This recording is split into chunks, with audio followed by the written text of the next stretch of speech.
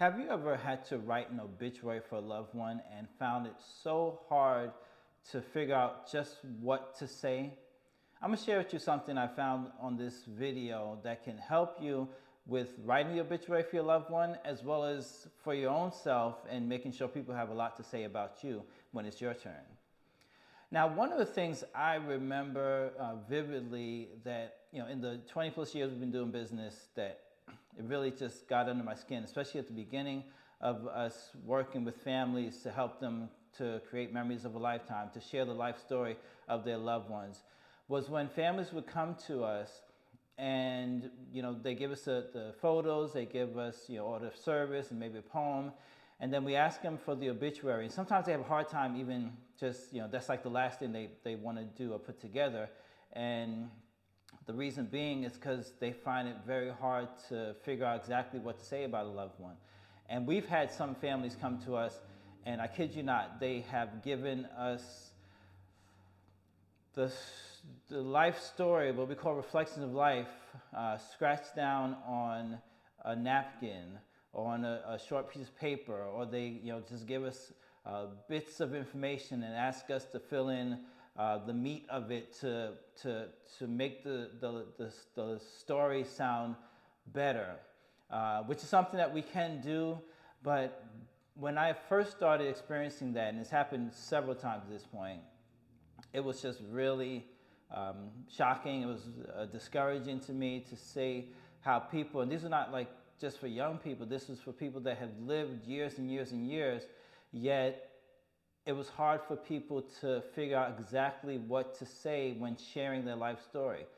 So I would think well, why is that? And I'll tell you another thing too, that kind of goes along with it as well too, was when we would create, let's say like a funeral program, which tells the life story of a person. And after the services, because sometimes we get to go to service, and I would see the programs that the family spent, good money on to put together, and they're just like left off to the side, or they're left in the corner. Some was thrown away right after.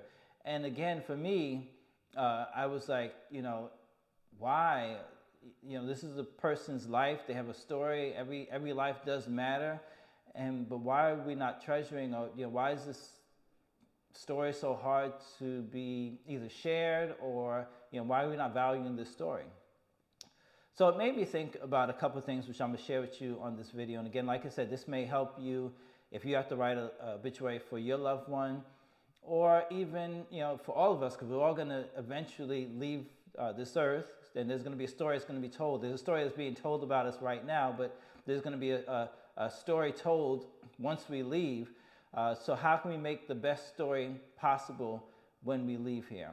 To have people that love us really have some fond memories and things that they want to say about us that we want to share with others. So there's three areas I'm going to say that we should consider. First is, what can we do for ourselves? And I'm actually going to start in the least most important order.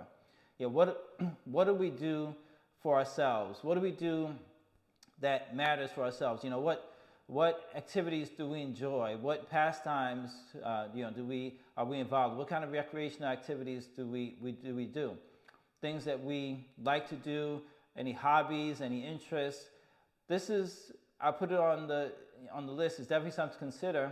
What is it that we like to do? And we should enjoy doing those things, spend time doing those things.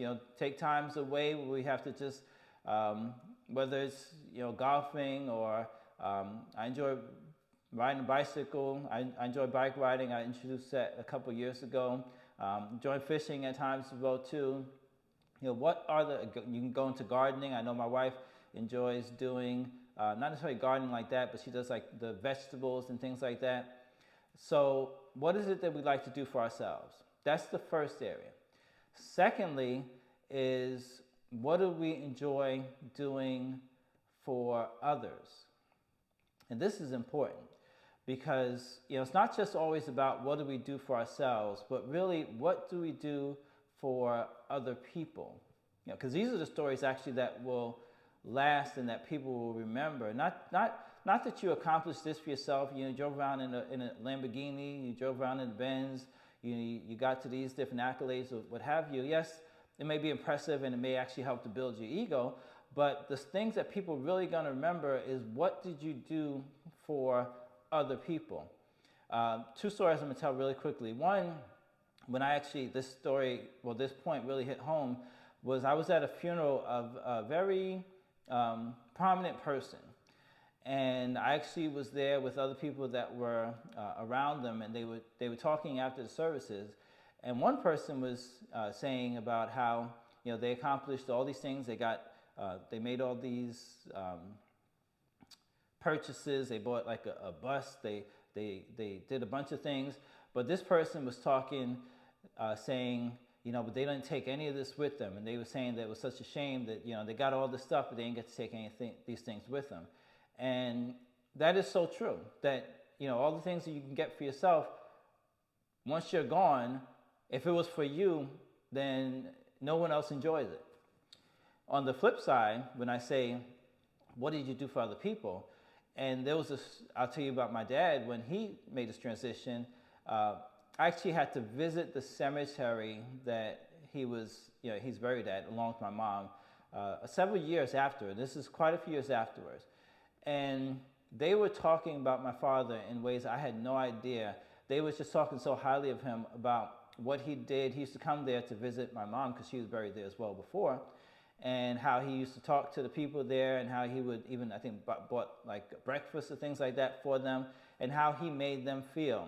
And it wasn't just them, but it was just something I learned from my father, really, that it's not about what you do for yourself, but really what you do for others. And that's what leaves a lasting impression. That's what leaves even a great legacy, because that goes on even after you're gone.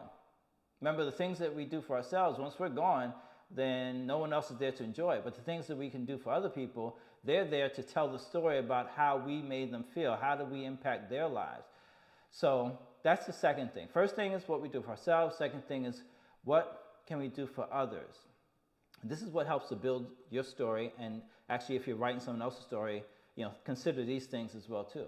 Then the third I'm going to say is, what do we do for God, for our Creator, the one who made us, the one who formed us, the one that put a purpose inside of us.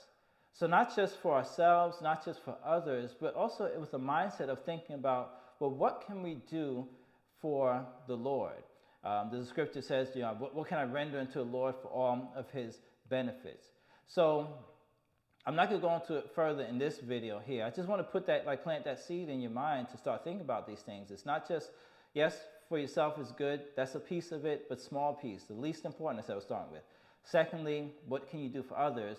But definitely also consider that you were created for a purpose. You were created for a reason. And why did the Creator create you? You need to also be doing those things as well too. All right? So this will help you to have a wonderful story to share once you leave. And also, hopefully, this will help you to put together a story for a loved one that you might be constructing the obituary for. All right, so with that, remember, you don't have to go through grief alone, because we can be growing through grief together.